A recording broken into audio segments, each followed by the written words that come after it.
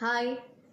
Joseph Vijay Tamil Nadu సినీ చరిత్రలోనే కాదు, తమిళనాడు రాజకీయ చరిత్రలో కూడా తనకంటూ ఒక ప్రత్యేక గుర్తింపు, ఒక సెన్సేషన్ని క్రియేట్ చేశారు విజయ్ గారు.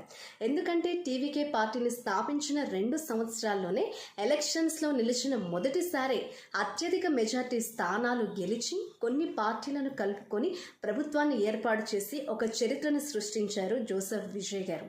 అలాగే వారి సినీ ప్రస్థానం గురించి మనం ఒక్కసారి మాట్లాడుకుంటే 1980లో జోసెఫ్ విజయ్ గారు బాల నటుడిగా వారి సినీ ప్రస్థానాన్ని ప్రారంభించారు.